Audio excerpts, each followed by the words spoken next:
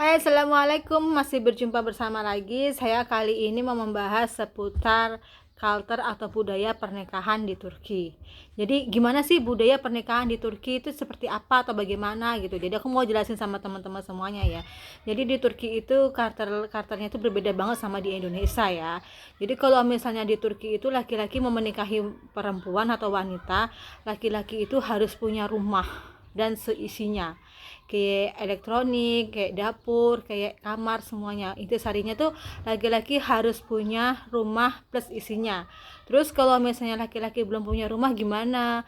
Kalau misalnya laki-laki itu belum punya rumah, minimal rumah sewa ya. Kalaupun rumah sewa itu harus udah ada isinya. Jadi setelah menikah pindah ke rumah sewa itu sudah ada isinya kayak gitu. Terus perempuannya itu datang tuh pokoknya rumahnya itu udah penuh gitu lah, udah ada semua gitu, kayak perabot rumah tangga itu sudah ada. Terus yang kedua, kalau di Turki itu misalnya kita mau nikah tuh kita bakal ditanya kamu ada permintaan apa kayak gitu. Ke permintaan apa itu biasanya tuh kayak emas untuk pertunangan atau emas kawin atau mahar kayak gitu ya. Biasanya kalau di sini tuh ditanya, kalau orang sini itu kalau ditanya tuh mereka jawab ya misalnya aku mau 100 gram emas kayak gitu kan. Ya kalau mungkin kalau di Indonesia kalau ditanya aku mau 100 gram emas kayak gitu, mungkin materi banget sih, emang kamu tuh siapa, kamu tuh punya apa kayak gitu, kamu tuh kelebihannya apa kayak gitu, akan dianggap materi gitu ya. Tapi kalau di Turki itu kita ditanya kamu minta berapa gram emas, mau bilang 300 400 itu tuh dianggap hal normal, dan nggak dianggap normal, dianggap wajar, dan kamu nggak bakal dibilang materi, karena itu emang udah jadi salah satu budaya mereka kayak gitu. Terus orang Turki itu biasanya kalau pesta pernikahan itu dia bikin perayaan tuh kayak ngundang-ngundang kerabat atau teman, itu benar ngundangnya itu nggak banyak-banyak banget.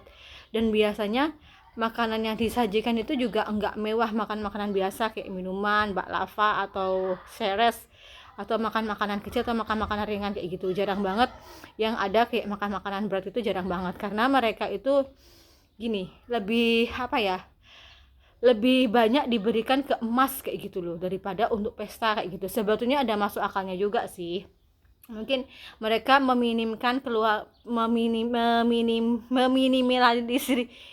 Pokoknya intisarinya mereka itu tuh ingin menghemat biaya untuk pesta, tapi biayanya itu dialokasikan ke yang lain seperti kayak emas kayak gitu. Karena kalau mereka punya emas itu kan lebih safety, lebih aman ya, ketika terjadi sesuatu emas itu bisa dipakai atau dijual kayak gitu ya. Kalau di sini tuh kayak gitu.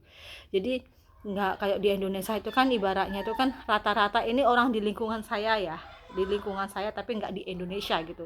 Rata-rata tuh kalau misalnya mereka menikah itu kan kayak lamaran, dikasih cincin, terus pesta dirayain kayak gitu. Kalau pesta dirayain itu kan kayak pesta besar-besaran, makan makanan berat kayak gitu, terus dikasih emas kawin kayak gitu kan. Terus biasanya hantaran berapa puluh juta kayak gitu kan. Tapi kan setelah menikah tuh enggak, mereka tuh enggak langsung punya rumah gitu loh, enggak langsung, ibaratnya begitu nikah ujuk langsung pindah rumahnya ada isi. Itu jarang banget di orang lingkungan saya gitu. Kalaupun ada itu satu dua kayak gitu biasanya. Sebetulnya sih sebagian orang yang nggak tahu gitu, kayak saya nih, saya kan dari Indonesia, saya nikahnya di Turki gitu kan. Jadi saya dari Indonesia, saya nikah ke Turki, mungkin saya dianggap hina, saya dianggap rendah sama orang, tapi it's no problem, it's okay. Itu kan opini mereka. uh, Terserah mereka mau bilang atau menganggap saya apa gitu, tapi saya nggak merasa seperti itu. Tapi kalau menurut saya itu lebih beruntung daripada teman-teman saya kayak gitu loh. Kenapa saya bilang saya lebih beruntung daripada teman-teman saya? Karena begitu saya nikah, saya datang ke Turki. Kenapa saya memutuskan mau datang ke Turki? Karena saya punya ajas pertimbangan yang nggak perlu saya ceritain, yang nggak perlu saya bagi sama orang lain. Kenapa? Karena saya berpikir kalau misalnya suami saya harus datang ke Indonesia, saya harus nikah di Jakarta. Terus kalau misalnya saya harus nikah di Jakarta itu kan perlu banyak biaya, perlu banyak tenaga, ya kan. Terus daripada uangnya habis untuk hal-hal seperti itu, mending saya aja yang datang ke Turki, nikah di Turki itu kan lebih minim biaya. Jadi uangnya itu bisa dialokasikan untuk yang lain, tuh kebutuhan yang lain. Kayak misalnya kan, ya namanya saya sama suami saya kan masih menikah dalam maksudnya tuh suami saya itu masih dikatakan umurnya sangat muda gitu, maksudnya masih muda kayak gitu loh. Jadi masih butuh banyak perjuangan untuk hidup bersama kayak gitu. Kayak nikah itu kan butuh biaya, kayak harus punya rumah, isi rumah dan seisinya. Jadi daripada duitnya untuk bolak-balik habis nggak nampak. Jadi saya mengambil keputusan saya untuk menikah di Turki supaya uangnya bisa dialokasikan untuk yang lain kayak gitu. Kalau saya pribadi ya, walaupun mungkin beberapa orang itu kalau di Indonesia itu beranggapan, ih apaan, murah banget mau datang ke luar negeri gini-gini nggak dikasih apa-apa. Yang mereka tahu saya nggak dikasih apa-apa, saya nggak punya apa-apa. Tapi kan nggak mungkin dong saya mau keluar-keluar sama orang, mau bilang-bilang sama orang, aku dikasih mahar segini ini itu nggak mungkin. Itu kan nggak mungkin saya publis. Itu cukup untuk saya saja, konsumsi pribadi saya untuk diri saya sendiri, nggak perlu saya bagi-bagi ke orang, nggak perlu saya ceritain ke orang karena itu privasi saya kayak gitu kan, nggak harus saya bagi-bagi kayak gitu. Jadi kalau misalnya di sini tuh nanti apa ya, misalnya suami istri itu terjadi something gitu kan setelah menikah, kalau menurut aku tuh orang Turki itu salah satu orang yang menghargai perempuan gitu loh. Kalau di Turki itu banyak yang aku lihat di sekitar sini ya, walaupun mereka sudah bercerai, kebanyakan laki-laki Turki itu masih ngasih nafkah ke anaknya.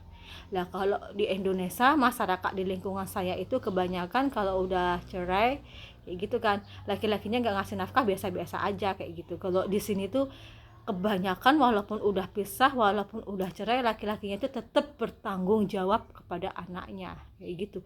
Itu nilai plus daripada orang Turki kalau menurut saya. Terus orang Turki itu tuh ini romantis kayak gitu.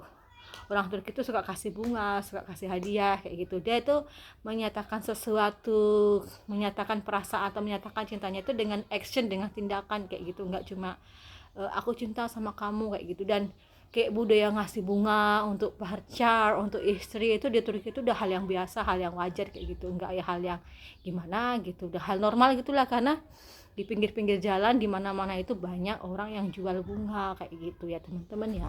Sekian.